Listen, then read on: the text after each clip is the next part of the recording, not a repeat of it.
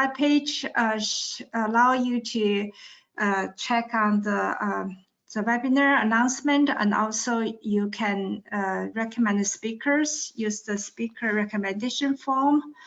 Eventually in the future, this is going to be a bi-weekly call. We want to, once we get the permissions from the speakers, we want to record the presentation, make it available on the portal or even YouTube, hopefully in the future. So you're all welcome. Let me first say a few words to introduce Dr. Jeff Wintecker. Today, Jeff has been very active, involved in the UFS community. He's the lead in selecting FV3 dynamic course, and also leading many aspects of the UFS, including the Ensemble Kalman Filter, coupled data assimilation, stochastic physics, real analysis, reforecast. Particularly very active in transition research from OAR to the National Weather Service, particularly the EMC operational model.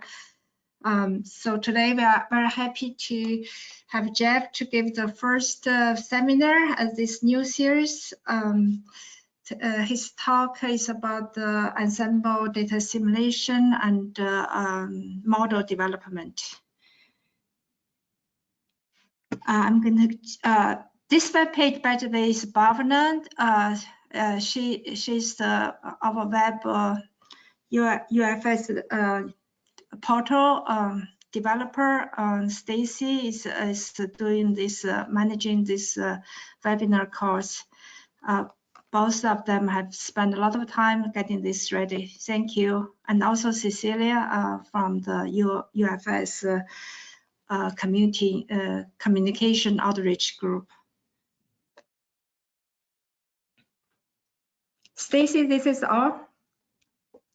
Okay, so now Jeff, I will hand over the control to you so that you can do your presentation. Okay, thank you. Let's see how this works. Jan, do you want to have questions as we go along, or save them to the end? I will think maybe the question go along. Does that help to clear up things? Yeah. That's fine. That's fine. So in that case, Stacy, you have to unmute people, I guess. Yes, that would be the case. Yeah. Okay. How many can everybody see my screen now? Do you have? How many of participants do we have now on the call? Right now we have 66. Oh, okay.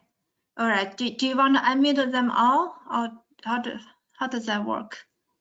I can unmute them all.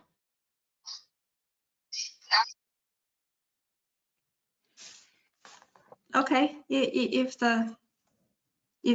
looks like it's very quiet, that should work.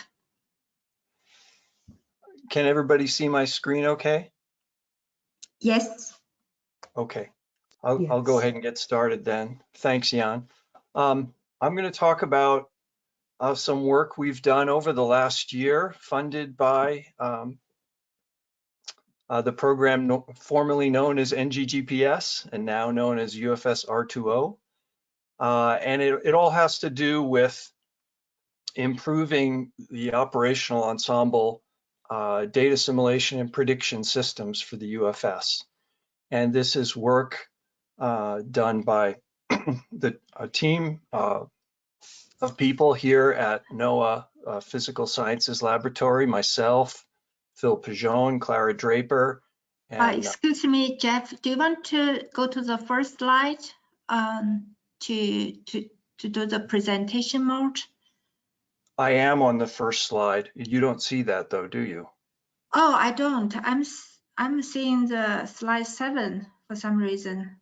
Okay, well, let me get out of presenter mode and see if I can fix that. Now, do you see the first slide? No, I'm still seeing the slide 7 for some reason. How about other folks?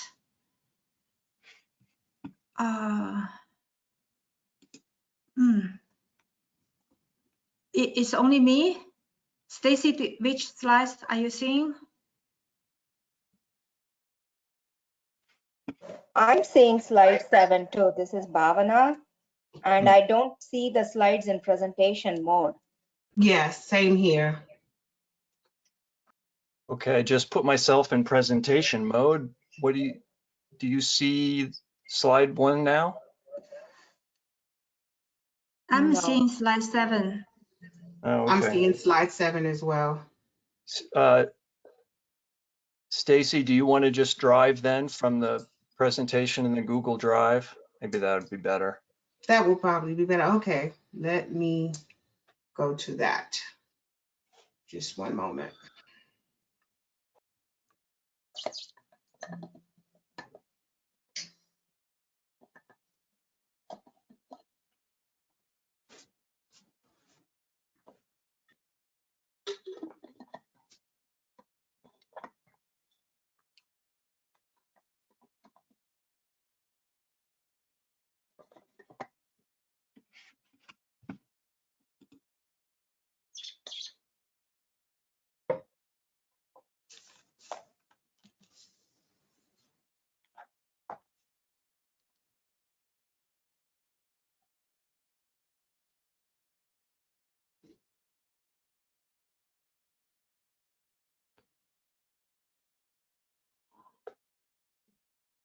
Okay, so what I'll do now, Jeff, is take back control and Okay. present. Give me one moment.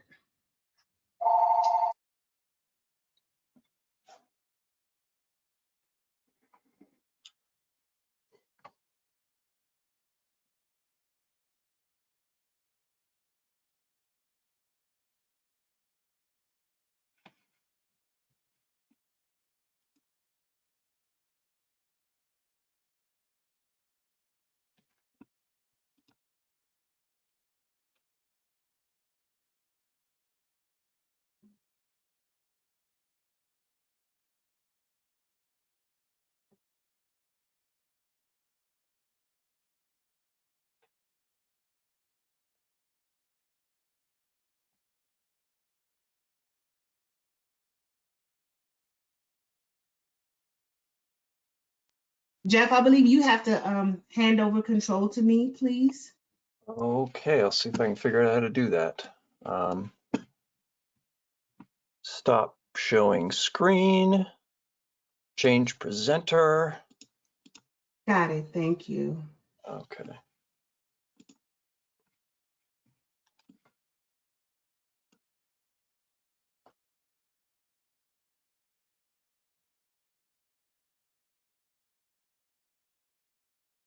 Okay.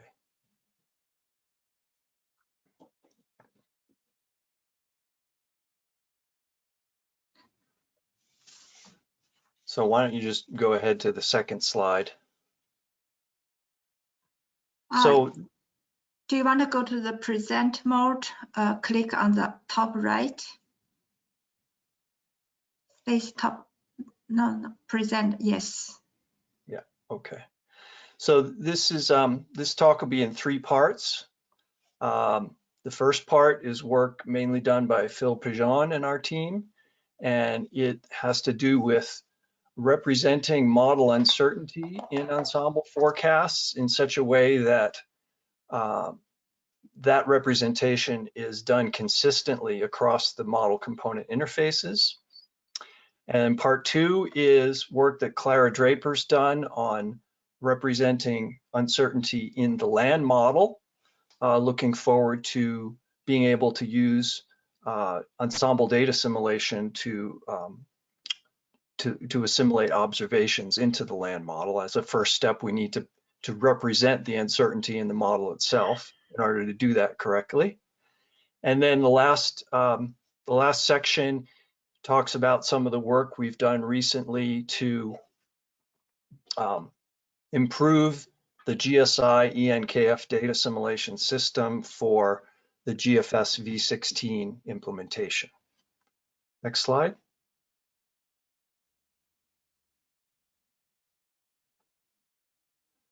So this is Phil's work on consistent representation of model uncertainty across model component interfaces. We use a technique called SPPT, that's stochastic perturbations of physics tendencies, in the current operational GEFS and the operational ensemble data assimilation system, atmosphere only. And the way SPPT works is it perturbs the physics tendencies that come out of the parameterizations with spatially and temporally correlated random patterns. As we began to apply this atmospheric representation in the coupled model, we discovered or rediscovered that the surface fluxes that across the model interface into the ocean and into the land are actually not perturbed. And it turns out this is because the surface fluxes are actually computed separately in the parameterization schemes, both for the radiative fluxes and the surface turbulent fluxes. Those computations are done separately from the computations of the actual physics tendencies that get fed back to the model, the atmospheric model. So this results in an inconsistency between the changes that are happening in the atmospheric model and the fluxes that are the other components of the system are seeing. So the goal of this work was to fix that and make the fluxes across the atmosphere ocean land interface consistent with the stochastic perturbations to the atmospheric physics that the atmospheric model is feeling.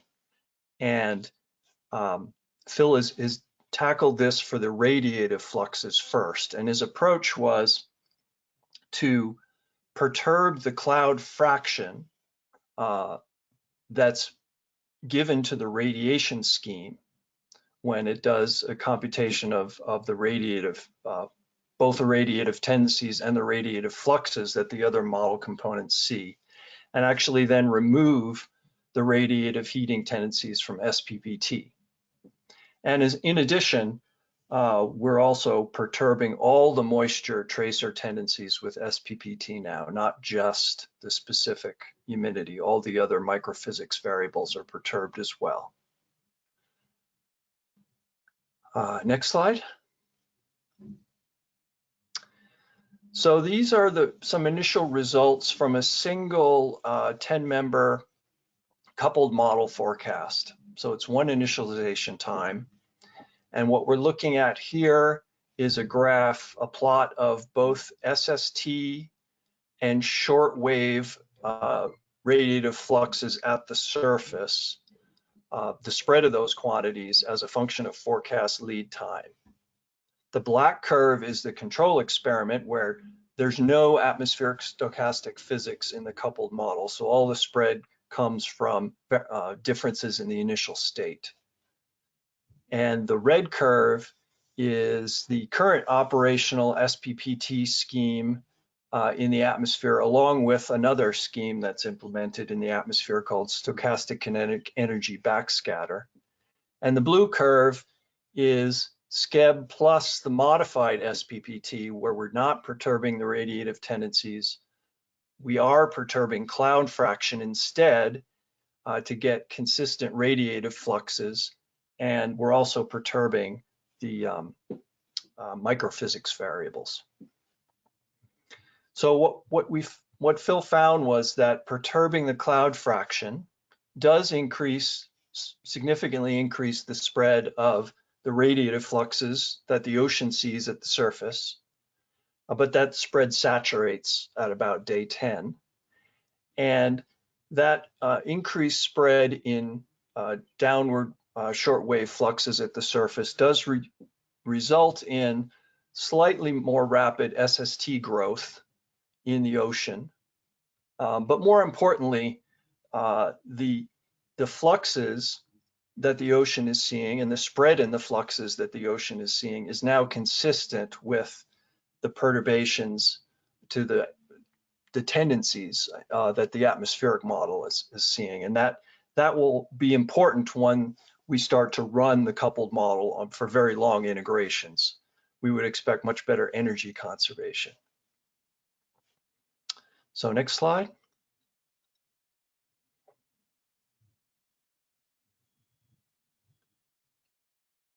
Back one.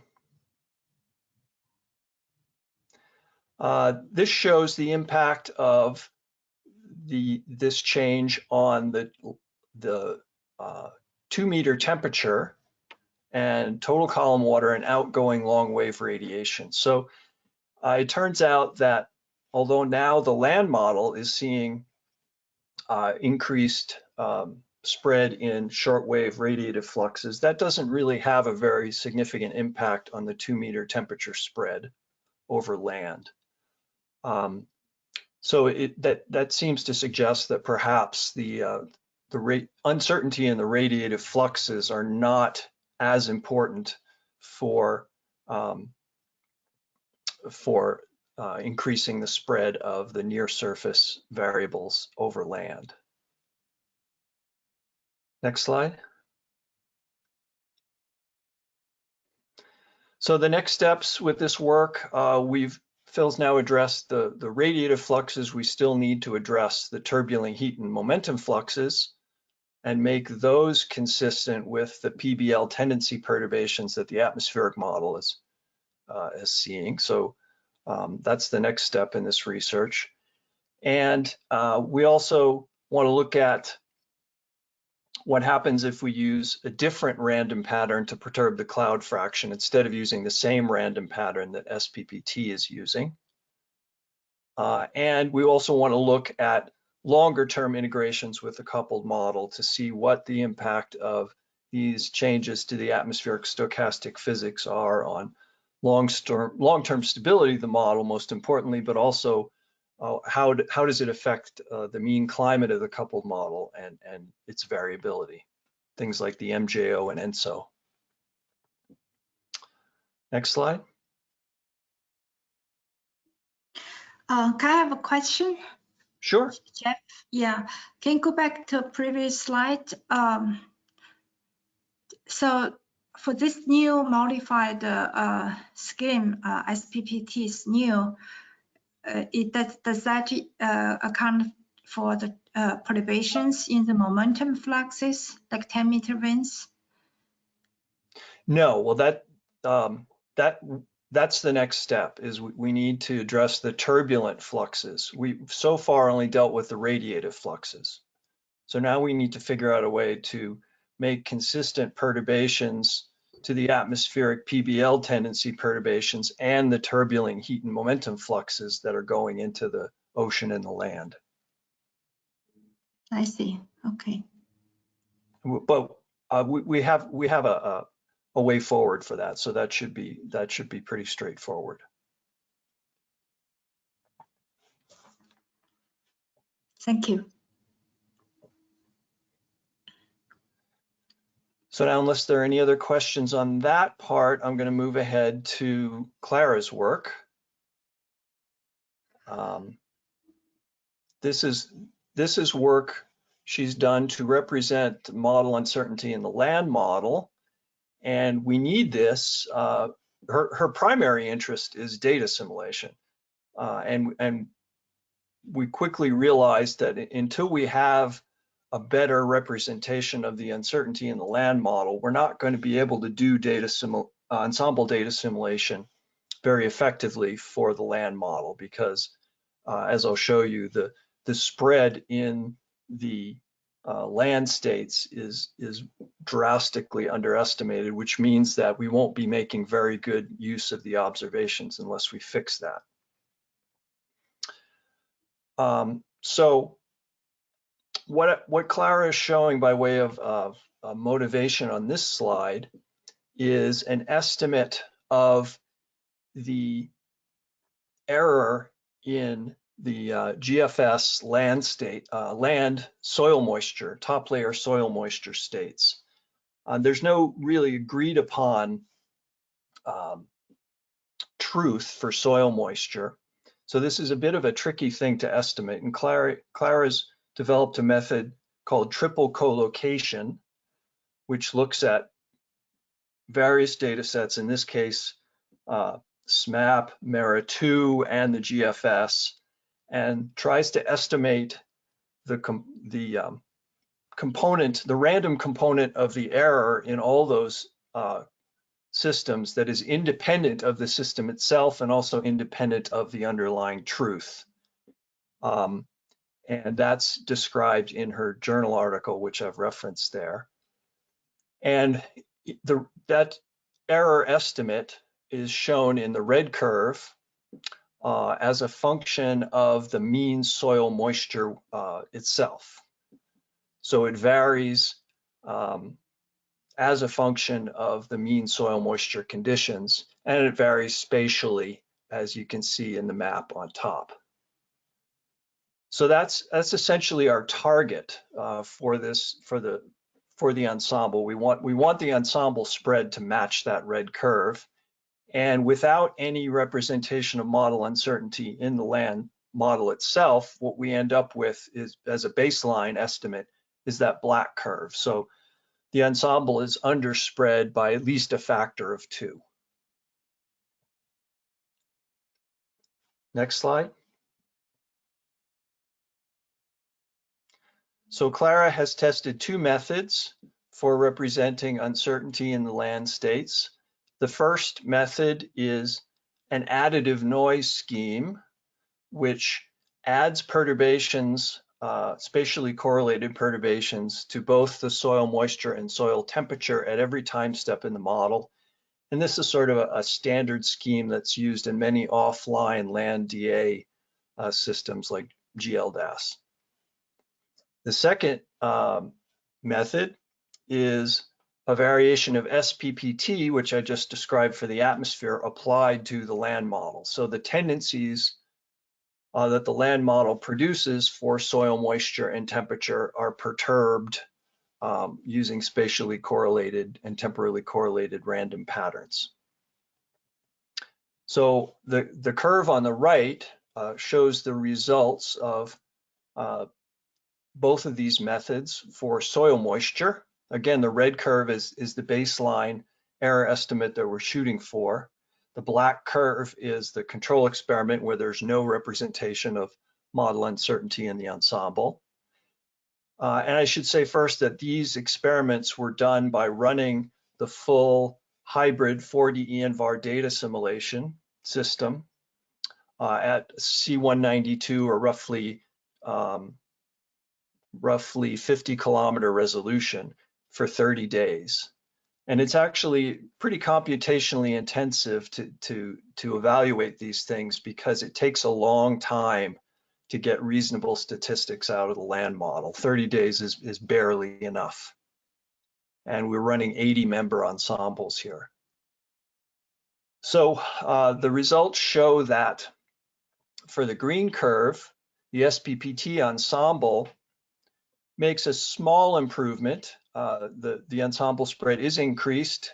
It's going in the right direction, and it has the right sort of dependency distribution as a function of the soil moisture wetness itself. The additive noise perturbations, that cyan line, produces much larger increases in spread, especially in dry conditions. So we're actually overspread with this method in dry conditions, but from moist conditions, it does hardly anything. So it produces an incorrect distribution of spread as a function of the soil moisture itself.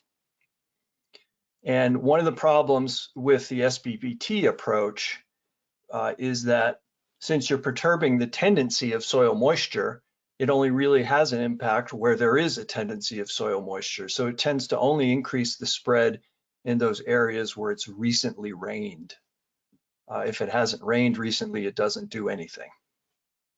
And the table on the bottom left shows that the impacts on the soil temperature are similar. We get much greater increase in spread for the additive approach than we do for the SPPT approach. Next slide.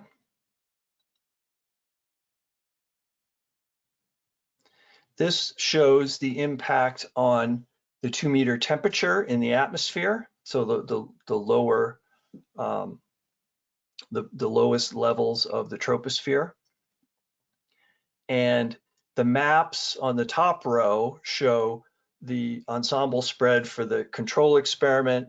The middle panel is the result for the additive noise perturbations, and the right panel is the result for the SPPT perturbations with the global mean shown on the bottom left of each panel. So there, even though the additive perturbations more than double the spread of the soil temperature, it has a much less of an impact on the 2-meter temperature itself. It only increases about 25–30% or so. The middle panel shows the effect of these stochastic schemes on the correlation between the soil temperature and the 2-meter temperature itself, which is an indication of the strength of the coupling between the land and the atmosphere. And you see here that it actually decreases, both of these methods, but especially the additive perturbation method, decrease the strength of the coupling. And that's not surprising because we're adding random perturbations that don't have any connection to the coupling physics, the coupling processes themselves. And that's a bit disturbing because, you know, we have reason to believe that with this land model at least, that the coupling is already too weak. So we're kind of going in the wrong direction. And the bottom panel is the correlation, the coupling for the moisture field. So it's the correlation between the 2-meter temperature and the soil moisture.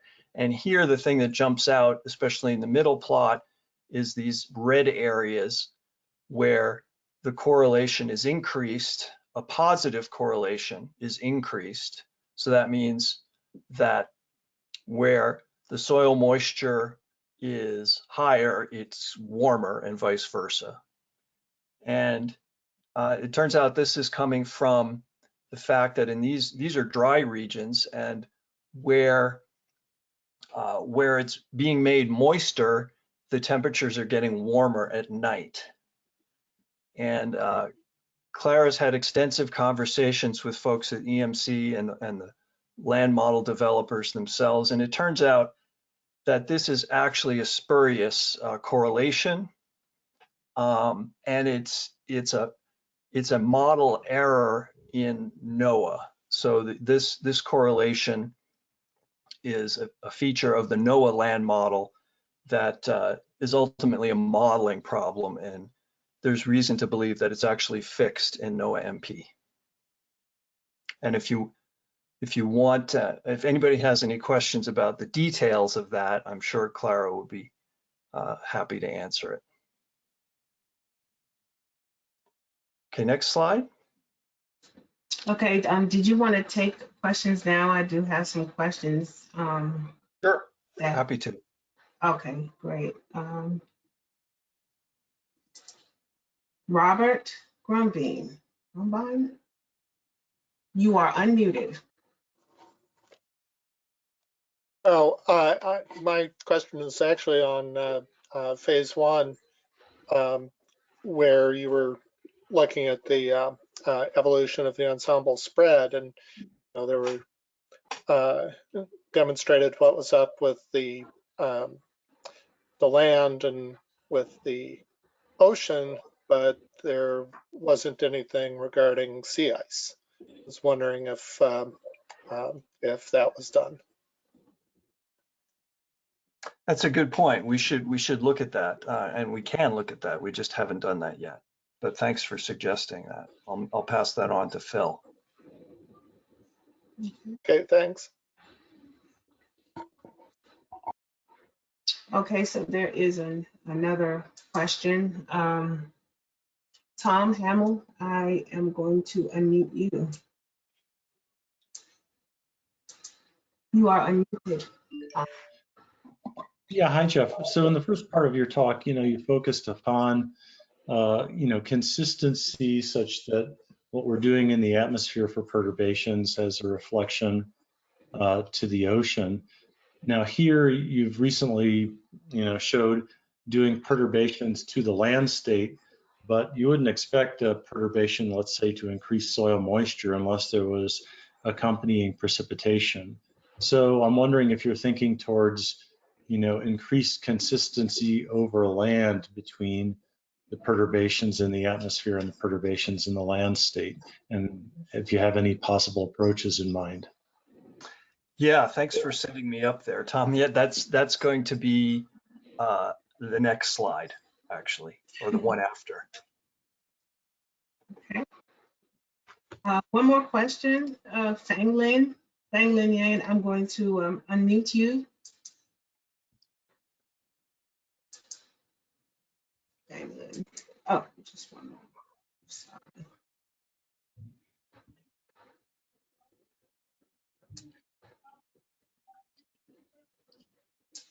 Okay. Fang Lin, you there?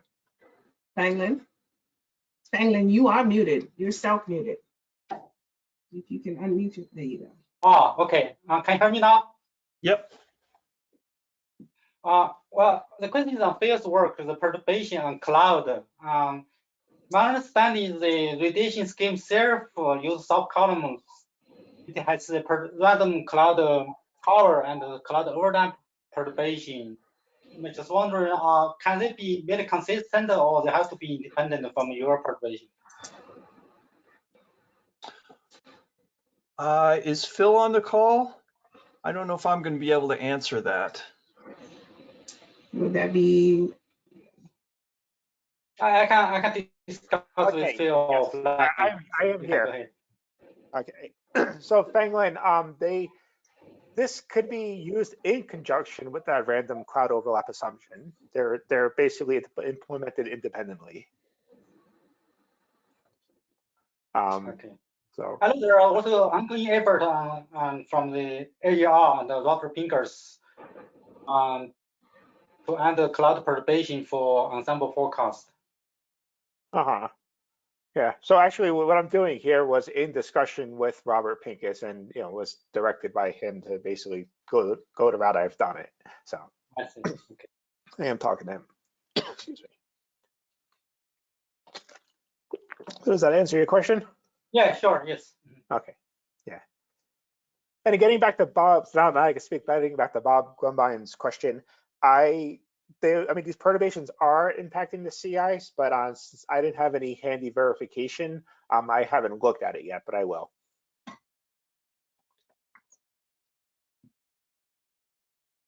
Okay, any more questions before I move on?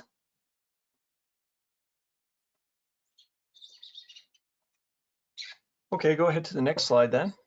Okay. So just an update on the status. Clara's preparing a pull request to submit all the code that she's developed to get merged into the stochastic physics on UFS repositories, and she's about half done with a journal article. The next steps, this gets to Tom's point, we want to refine these representations and add stochastic parameterizations to model parameters that control the land atmosphere fluxes. So this is similar to the cloud perturbation approach in Phil's work in that it will result in consistent perturbations to the fluxes across the model interface that are and changes to consistent changes to the atmosphere and land. And then Clara also wants to begin work using these representations of model uncertainty in the ensemble to start assimilating 2-meter temperature observations into the land model. And the idea is that we're going to postpone, at least temporarily, the soil moisture assimilation until we move to a different land model where this incorrect spurious correlation between soil moisture and 2 meter temperature in arid regions is fixed. And I have the next slide is a preliminary version, a preliminary result on this perturbing land model parameter work. So Maria Guinée published a paper last year and on representing uncertainty in the land model ensemble or in near surface, focus was on near surface atmospheric variables. But she found that perturbing the vegetation fraction had a significant effect on 2 meter temperature spread. So Clara's implemented that and looked at some results that are shown in the curve here. The blue curve shows the spread you get by perturbing the vegetative fraction parameter in the land model. And you can compare that to the green curve, which was the SPPT result. So this is actually more effective than SPPT in increasing spread in the soil moisture.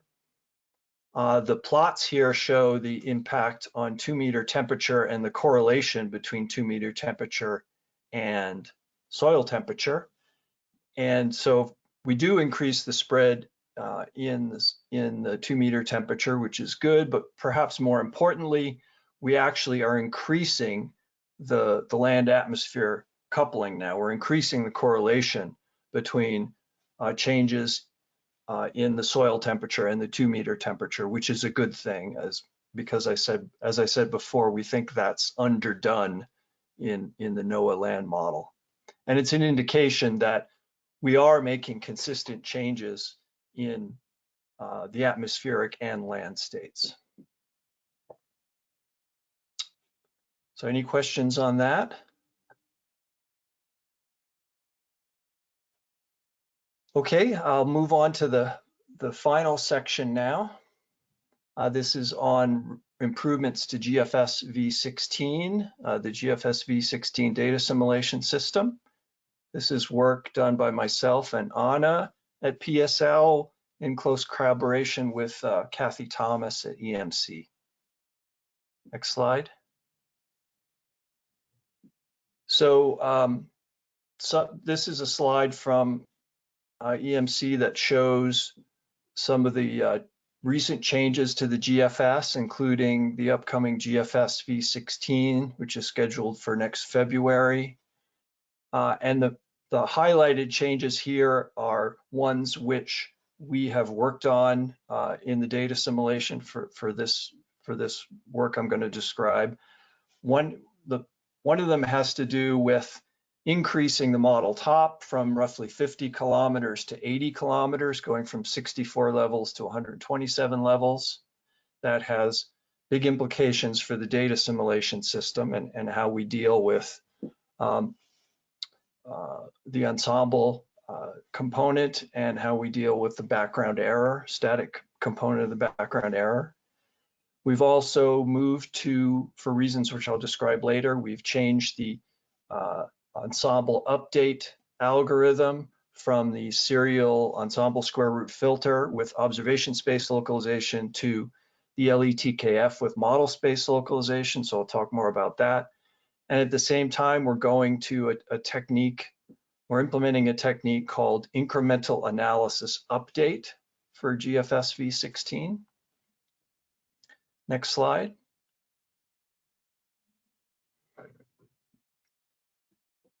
So one of the first things we tried with the 127 level model was just cycling the standalone Ensemble Kalman Filter with the higher top model. And we noticed right away that we have a problem with ensemble spread in the upper layer, the upper layers of the model. So what this plot shows is the zonal mean, zonal wind spread as a function of latitude on the x-axis and height on the y-axis. For the L64 and L127 models, the top ones are the first data assimilation cycle and the bottom ones are after 4 days of cycling. So as you can see, even after one cycle, we're starting to see large increases in the spread near the top, and after 4 days, the color bar is saturated. We have very large spread in zonal wind. And what appears to be happening is that the analysis increments are causing vertically propagating disturbances in the model and very large increases in spread in the upper layers. And it's not anything to do with the stochastic physics. We get the same answer if we turn the stochastic physics off. It has to do with just the interaction between the model dynamics and the analysis increments that are being introduced by observations. Next slide. So our initial, we realized we needed to do something about this because the model actually becomes unstable. The ensemble system becomes unstable after a few days of cycling. Model actually blows up, and the analysis increments that we were seeing at the top of the model were very unrealistic. Because the spread was so large, we're making very large changes near the top of the model, even though there are very few observations there. So what we did was we modified the divergence the sponge layer that is implemented in FV3 was modified so that the Rayleigh damping is increased and the divergence damping is not only increased, but the depth over which it acts is increased. So instead of just being active at the top 2 levels, it's active all the way through the depth of the sponge layer. And with those 2 modifications, we can get a handle on that spread. We can damp that spread near the top of the model, as you can see from comparing the left panel to the right panel. That does unfortunately have a negative impact on the model climate at the top of the model. But it's something that we needed to implement in the ensemble to be able to do data assimilation. So next slide. A related problem in the specification of the static background error. The 4D ENVAR system uses ensemble-based covariances and blends them essentially with a static 3D VAR covariance estimate. The 3D VAR covariance estimate needed to be regenerated for the new model.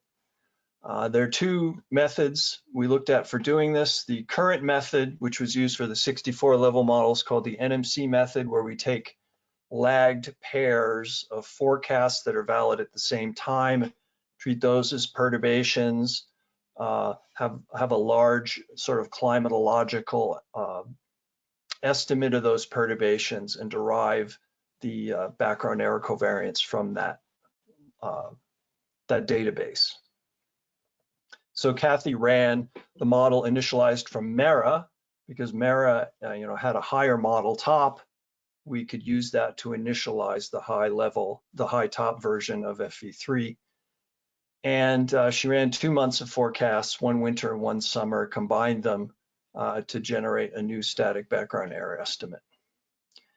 What we did at PSL was run the cycling EnKF with this modified damping, generated 80 ensemble members for every analysis time over 2 months of cycling, 1 winter, 1 summer, and used those ensemble perturbations to generate a static B estimate.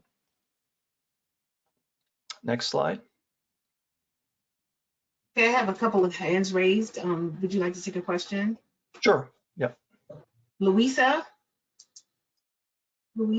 Nance? I didn't have a question. Oh, your hand was raised. Okay. Sorry, I must have clicked something. There's another one from Saeed. Saeed, you have a question? Saeed, you are unmuted. Okay, I guess not. We will continue. Okay, this plot shows the stream function standard deviation that comes out of this static B, used it to generate the static B. And it's a function, again, of latitude and height here, zonally averaged. The operational 64 level, a GFS V15 value is shown on the left. The estimate produced with the NMC method with the 127 level model is shown in the middle, and the ensemble estimate is shown on the right with a 10 times smaller contour interval. So don't worry about the contour interval difference here for the purposes of this discussion. It doesn't really matter because these estimates get rescaled anyway before they go into the GSI. There's a nameless parameter that arbitrarily rescales them. And it's mainly coming about because for the ensemble, we're talking about a 6-hour forecast. These are generated from 6-hour forecasts, where for the NMC method, we're talking about differences between 48 and 24-hour forecasts. So the amplitudes are different. But the main takeaway here is that the NMC method approach suffers from the same problem that we saw with the cycling EnKF. We're generating very large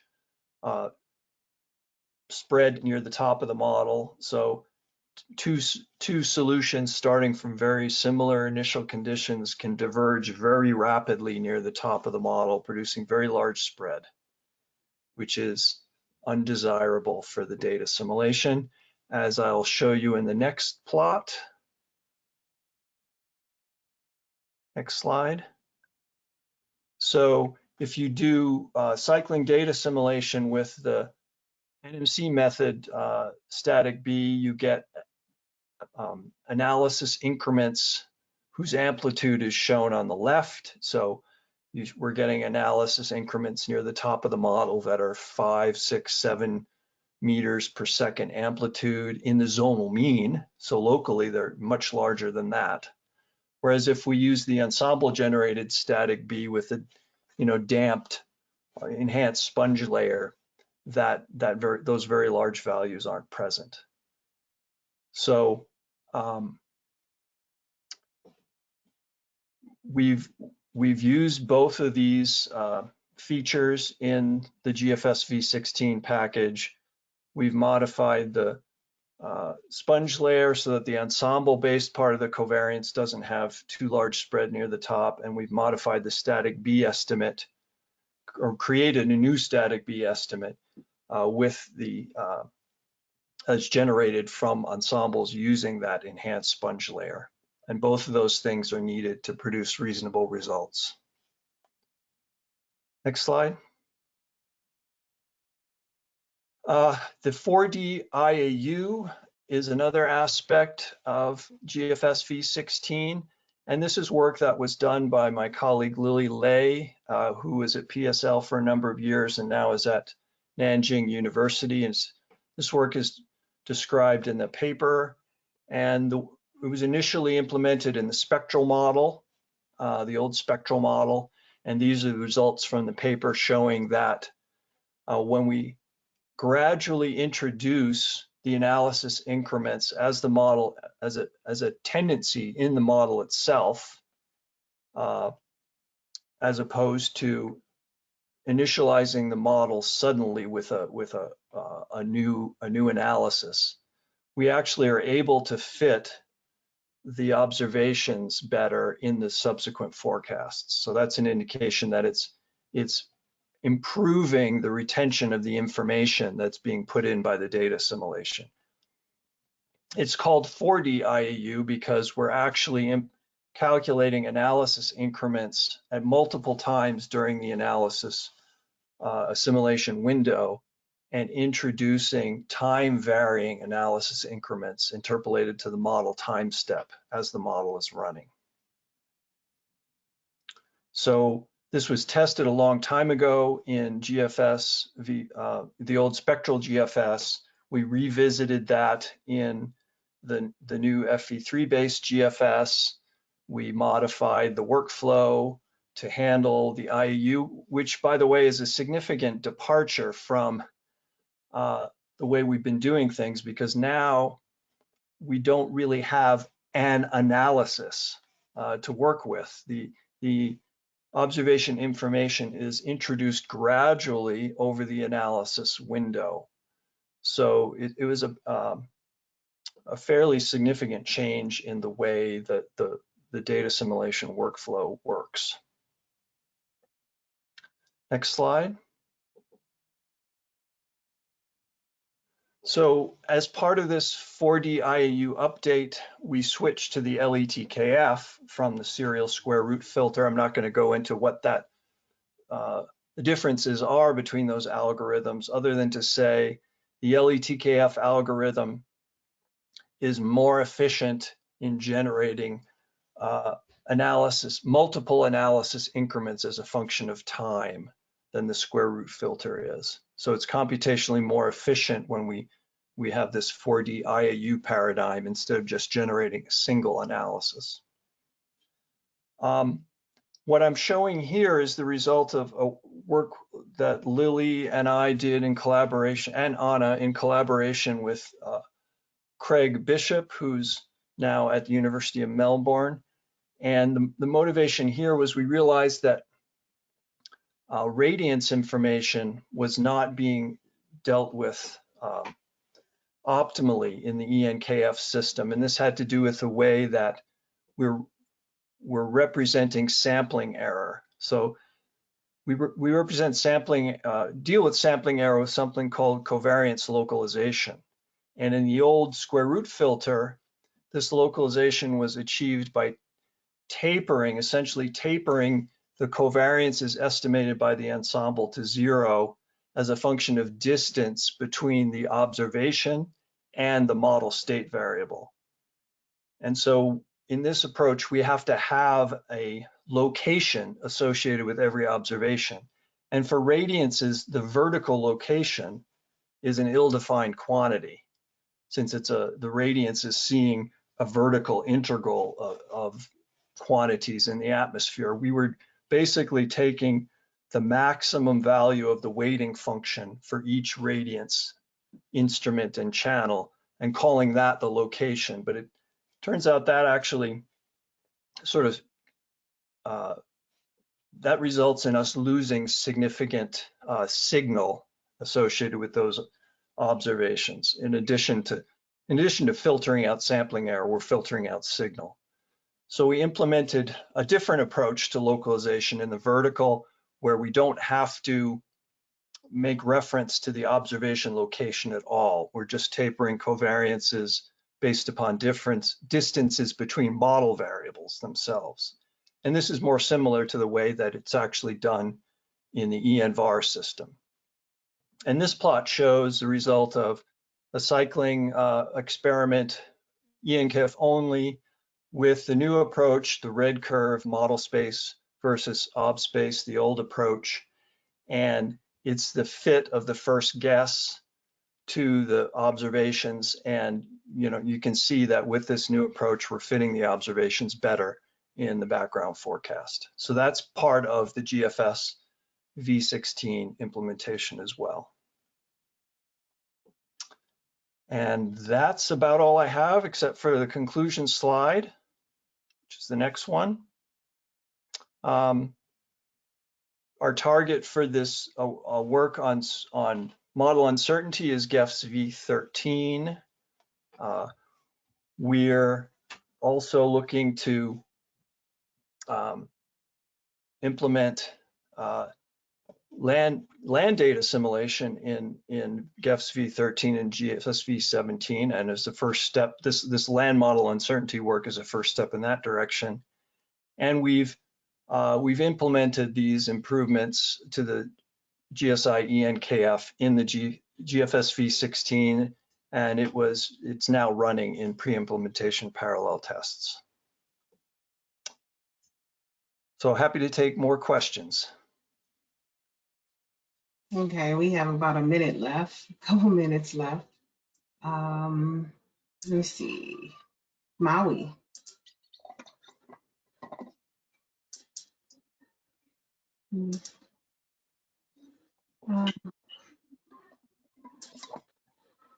Maui, did you have a? Yes, yes. Can you hear me?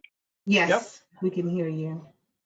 Yeah. So Jeff, this is great for us to better understand where the land DA stands. So I have a question on the land parameter perturbation. So you mentioned you are perturbing the vegetation fraction. And for soil moisture perturbation, you actually look at the remote sensing data set to determine the uncertainty range.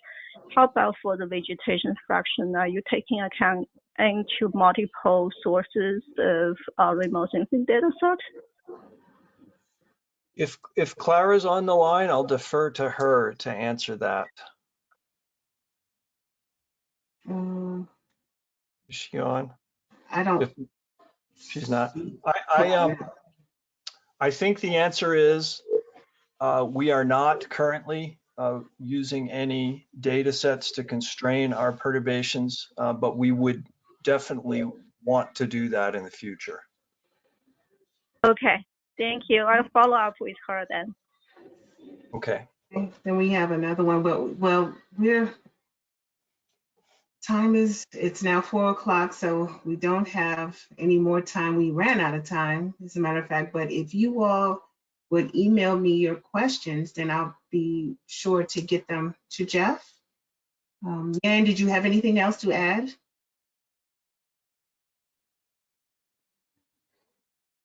I'm fine.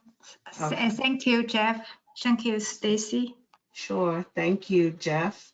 And again, if anyone has any questions, thank you for your patience. This is our first webinar, and the next time it will be better. It will be held on May the 21st, and hope to have you all register and join us then. Thank you so much. Thank you. Mhm.